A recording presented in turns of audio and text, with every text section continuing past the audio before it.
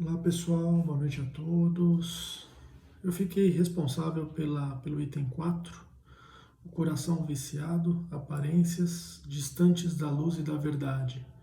Em Mateus capítulo 23, versículos 23 ao 39 e Lucas capítulo 11, versículos 37 ao 54 e capítulo 13, versículos 31 ao 35.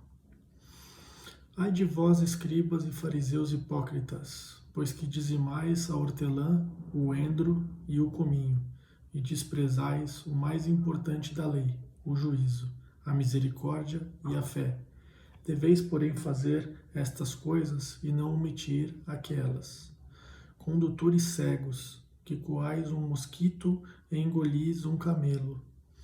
Ai de vós, escribas e fariseus hipócritas, pois que limpais o exterior do copo e do prato, mas o interior está cheio de rapina e de intemperança. Fariseu cego, limpa primeiro o interior do copo e do prato, para que também o exterior fique limpo. Ai de vós, escribas e fariseus hipócritas, pois que sois semelhantes aos sepulcros caiados, que por fora realmente parecem formosos, mas interiormente estão cheios de ossos de mortos e de toda a imundícia. Assim também vós exteriormente pareceis justos aos homens, mas interiormente estáis cheios de hipocrisia e de iniquidade.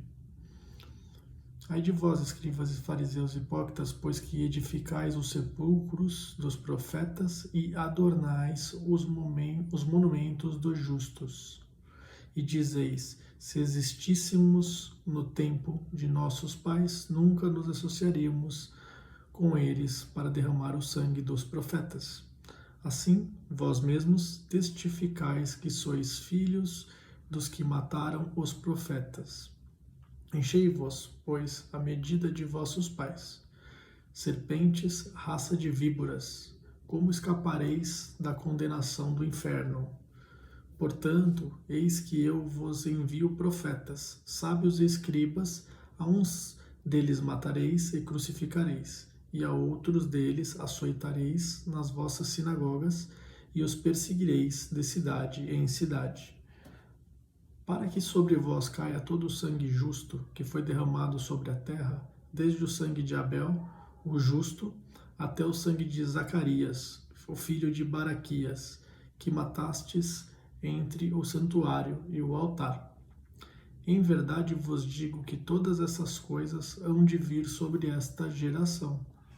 Jerusalém, Jerusalém, que matas os profetas e apedrejas os que te são enviados. Quantas vezes quis eu ajuntar os teus filhos, como a galinha junta os seus pintos debaixo das asas, e tu não quiseste. Eis que a vossa casa vai ficar-vos deserta, porque eu vos digo que desde agora me não vereis mais, até que digais, bendito o que vem em nome do Senhor. Bom, pessoal, nessa passagem fica claro, que os fariseus e os escribas, com quem Jesus seguidamente se confronta, são eles, e eles queriam impor, naquela época, normas e leis ao povo, mas que na realidade eles não a praticavam, sendo a principal delas amar a Deus e praticar a justiça, ou seja, eles tampouco amavam a Deus e também não praticavam a justiça com o povo. Com essas veementes palavras, o Senhor ele condena solenemente aqueles que podemos designar como o clero de Israel da época, esses guias cegos que eram duplamente culpados, pois não entravam no reino dos céus e também abusavam, utilizando sua autoridade, para impedir que os outros pudessem entrar no reino dos céus.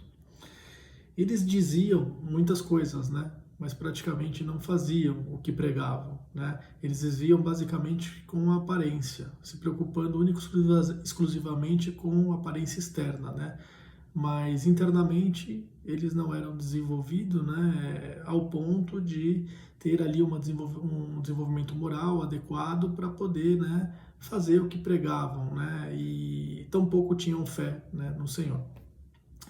Tem até uma frase, que eles usavam na época que era fala mais do que 1000 palavras, mas não faz o que prega. Então, era exatamente o que os escribas e os fariseus aí, neste momento que eles estavam impondo, né, leis, né, e normas para o povo, eles estavam fazendo, né? Eles simplesmente criavam essas leis e regras, mas eles não praticavam e tampouco tinham fé, né, no Mestre.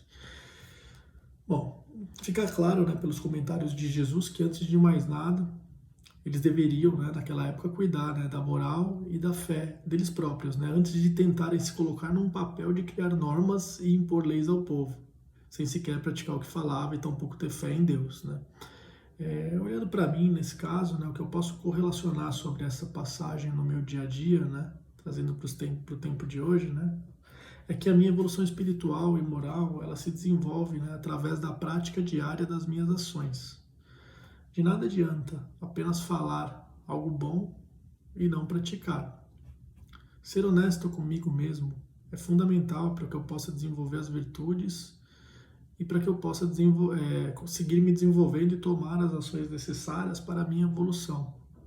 Me ligar diariamente, né, com o meu mentor, com muita fé, me aproxima de Jesus e me acalma para que eu possa ter mais clareza dos meus pensamentos no dia a dia e ter mais calma antes de agir, reduzindo a minha impulsividade e também conseguindo, né, dessa maneira, atuar de forma mais adequada em qualquer situação, seguindo os mandamentos de Jesus, para que eu possa seguir evoluindo dia após dia. Valeu, pessoal!